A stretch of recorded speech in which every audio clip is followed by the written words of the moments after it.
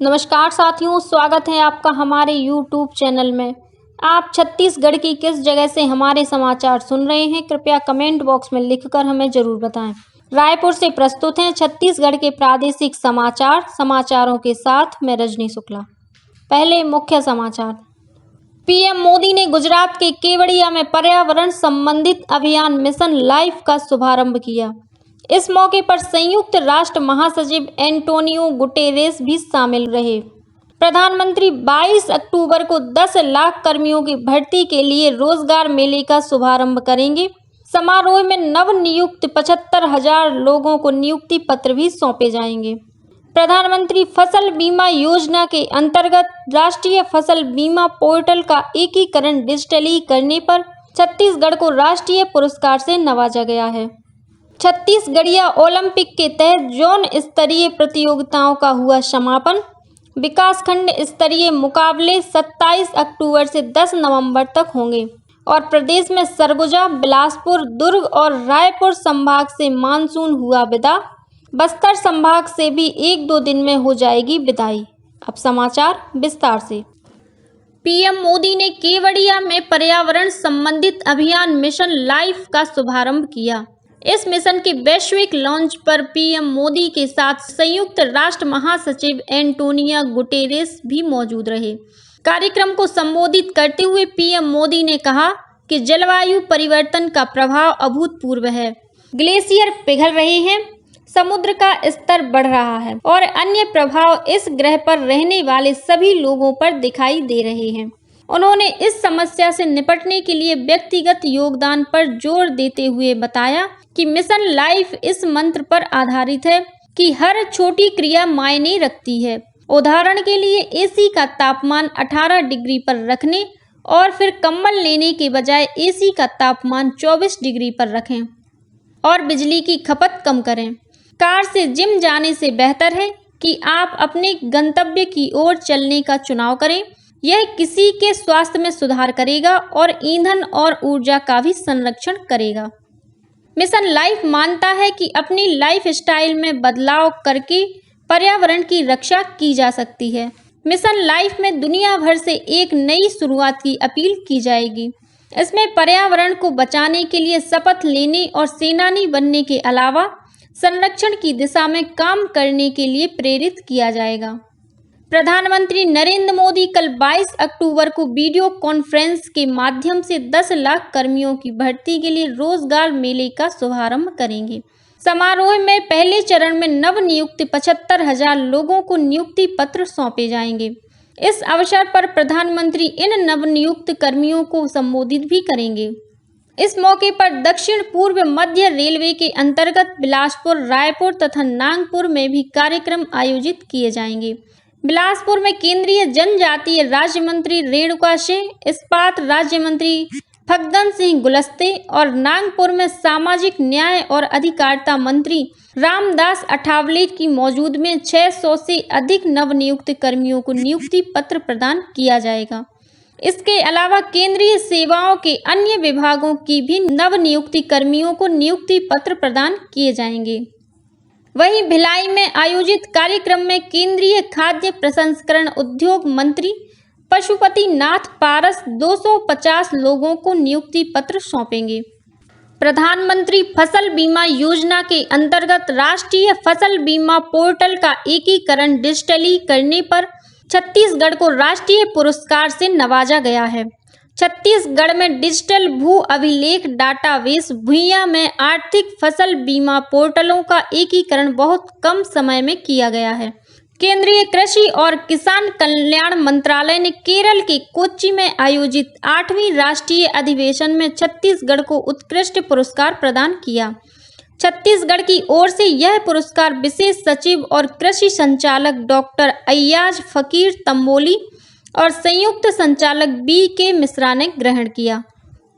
राज्य सरकार ने छत्तीसगढ़ पाठ्य पुस्तक निगम के प्रबंध संचालक रितेश कुमार अग्रवाल को Chhattisgarh infotech promotion society chips के मुख्य कार्यपालन अधिकारी पद का अतिरिक्त प्रभार सौंपा है। वहीं खाद्य विभाग के विशेष सचिव मनोज सोनी को छत्तीसगढ़ राज्य सहकारी विपणन संघ मार्कफेड का प्रबंध संचालक बनाया गया है। उनके पास अन्य जिम्मेदारियां यथावत रहेंगी। गौरतलब है कि अभी तक ये पद IAS समीर बिश्नोई संभाल रहे थे, जिन्हें प्रदेश में ED के छापे के दौरान गिरफ्तार किया गया है।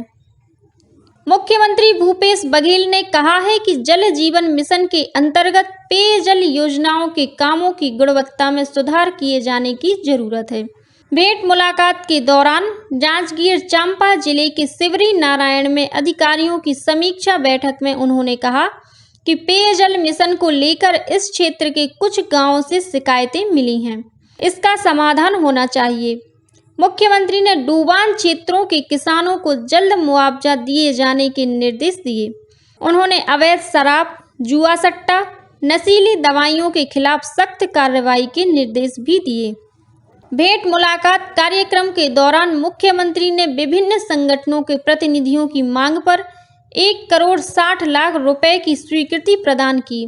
इस मौके पर उन्होंने सिवरी नारायण में उपन्यासकार ठाकुर जगमोहन सिंह के नाम पर पुस्तकालय बनाने के निर्देश दिए।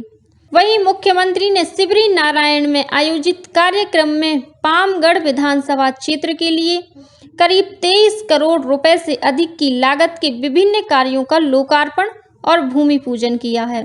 बाद में पत्रकारों से चर्चा करते हुए मुख्यमंत्री ने बताया कि राम वनगमन पर्यटन परिपथ परियोजना के तहत पहले चरण में कोरिया से लेकर सुकमा तक 9 स्थलों का चयन किया गया था।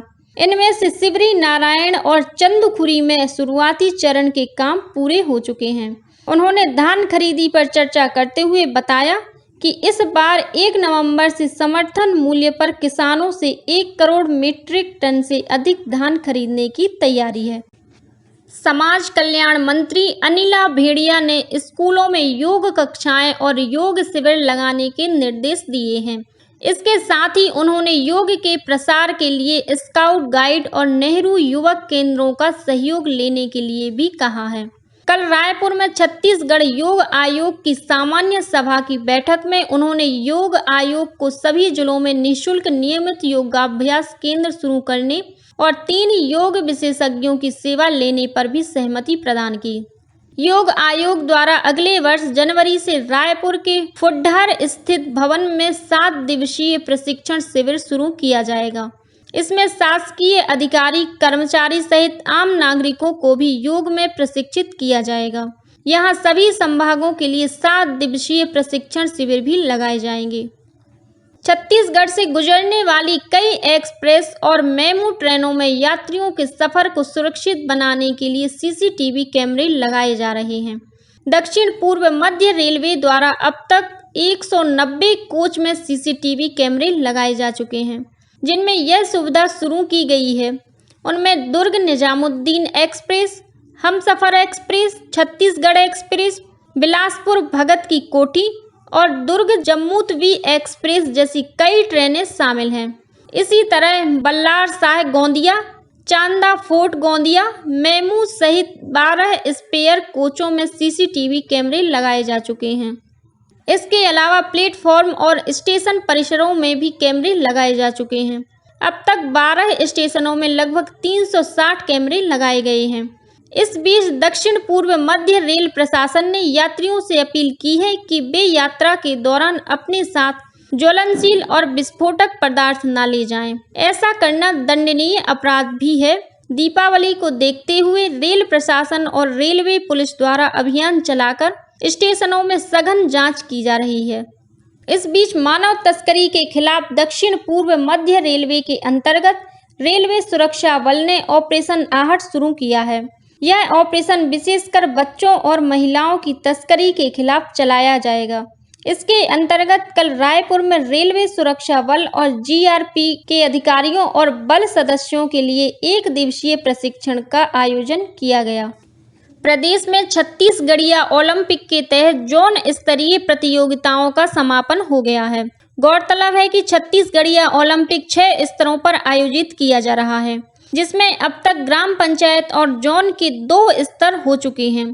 दूसरे चरण के समापन दिवस पर कल विभिन्न खेल प्रतियोगिताओं के विजेताओं को पुरस्कार दिए गए। छत्तीसगढ़िया ओलंपिक का तीसरा चरण विकासखंड स्तर पर आगामी 27 अक्टूबर से 10 नवंबर तक होगा। वहीं राज्य स्तरीय चरण के मुकाबले 28 दिसंबर से 6 जनवरी तक होंगे। उल्लेखनीय है कि छत्तीसगढ़िया ओलंपिक में गिल्ली डंडा, पिट्ठूल, संखली, लंगड़ी दौड़ जैसे 14 पारंपरिक खेलों को शामिल किया गया है। प्रदेश में राशन कार्डधारियों को आधार प्रमाणीकरण के द्वारा उचित मूल्य की दुकानों में ई-पॉस मशीन के माध्यम से खाद्यान्न वितरण का कार्य किया जा रहा है। प्रदेश के 33 जिलों की 13,401 उचित मूल्य की दुकानों में ई-पॉस मशीन स्थापित कर दिया गया है। राशन कार्डधारियों को उचित मूल्य दुकानों से खाद्यान्न प्राप्त करने में किसी प्रकार की परेशानी होने की स्थिति में विभाग के टोल फ्री नंबर 1800-233-3663 तथा 1967 पर अपनी शिकायत दर्ज करा सकते हैं। कोंडागांव में आयोजित 22वीं राज्य स्तरीय खेलों में बेहतर प्रदर्शन के लिए बस्तर को चैंपियन ऑफ चैंपियंस जोन की ट्रॉफी प्रदान की गई। 4 दिवसीय इस स्पर्धा में तीरंदाजी, फुटबॉल, तलवारबाजी, मलखंभ जैसे खेलों के मुकाबले हुए। समापन समारोह के दौरान आयोजित सांस्कृतिक कार्यक्रम में स्कूली बच्चों ने बस्तर दशहरा का जीवंत चित्रण कर दर्शकों का मन मोह लिया। आबकारी मंत्री कवासी लखमा ने नारायणपुर जिला अस्पताल में मेडिसिन वैन और मोटर बाइक एम्बुलेंस को हरी झंडी दिखाकर रवाना किया। इस अवसर पर उन्होंने कहा कि मोटर बाइक और मेडिसिन वैन के माध्यम से अब अंदरूनी क्षेत्रों के स्वास्थ्य केंद्रों में दवाइयां आसानी से पहुंचाई जा सकेंगी। किसानों की विभिन्न मांगों को लेकर छत्तीसगढ़ किसान मजदूर महासंघ और संयुक्त किसान मोर्चा के बैनर तले आज महासमुंद की कृषि उपज मंडी में किसान महाबैठका का आयोजन किया जा रहा है। इसमें महासभा के राष्ट्रीय अध्यक्ष डॉक्टर राजा राज त्रिपाठी मुख्य वक्ता होंगे। और अब पेश है मौसम का हाल। प्रदेश में सरगुजा, बिलासपुर, दुर्ग और रायपुर संभाग से दक्षिण पश्चिम मानसून की विदाई हो गई है। मौसम विभाग के अनुसार बस्तर संभाग से अगले 1-2 दिनों में मानसून विदा हो जाएगा। प्रदेश में इस समय बंगाल की खाड़ी से नमी आ रही है, जिसके कारण अगले 24 घंटों के दौरान मुख्य रूप से बस्तर संभाग में 1-2 स्थानों पर हल्की से मध्यम वर्षा होने अथवा गरज चमक के साथ छींटे पड़ने की संभावना है। और अब कुछ अन्य खबरें संक्षेप में। छत्तीसगढ़ राज्य स्थापना दिवस के अवसर पर 1 नवंबर से 3 नवंबर तक राजधानी रायपुर के साइंस कॉलेज मैदान में होने वाले 23वें राज्योत्सव एवं राष्ट्रीय आदिवासी नृत्य महोत्सव तथा राज्य अलंकरण समारोह की तैयारियां जोरों पर हैं।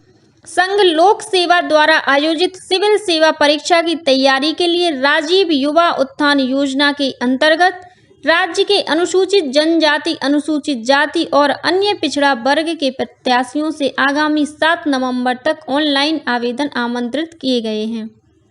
राज्य शासन ने छत्तीसगढ़ हज समिति में 5 सदस्यों का नामांकन कर दिया है। समिति में स्थानीय निकाय के 3 सदस्यों को भी शामिल किया गया है। इन सभी सदस्यों का कार्यकाल 3 वर्ष का होगा। दुर्ग जिले के अमलेश्वर थाना क्षेत्र में कल दिन दहाड़े सराफा दुकान में घुसकर संचालक पर हमला कर सोने चांदी के जेवर और नकदी लूटकर 2 आरोपी फरार हो गए। पुलिस अधीक्षक डॉक्टर अभिषेक पल्लव ने बताया कि इलाज के दौरान दुकान संचालक की मौत हो गई है। राष्ट्रीय सांख्यिकी कार्यालय सांख्यिकी और कार्यक्रम कार्यान्वयन मंत्रालय द्वारा आज रायपुर के महादेव घाट स्थित हटकेश्वर मंदिर परिसर और घाट के आसपास के इलाके में साफ सफाई अभियान चलाया गया। राष्ट्रीय राजमार्ग 30 के अंतर्गत केशकाल घाटी में सड़क मरम्मत कार्य होने के कारण आगामी 23 अक्टूबर तक सुबह 9 बजे से रात 9 बजे तक इस मार्ग पर माल वाहनों तथा ट्रकों की आवाजाही बंद रहेगी। और भिलाई में आईटीबीपी जवान के निवास से 1 पिस्टल मैगजीन और 6 जिंदा कारतूस की चोरी के मामले में पुलिस द्वारा अपराध पंजीबद्ध कर विवेचना की जा रही है। इसी के साथ छत्तीसगढ़ के समाचारों का ये बुलेटिन समाप्त हुआ। नमस्कार।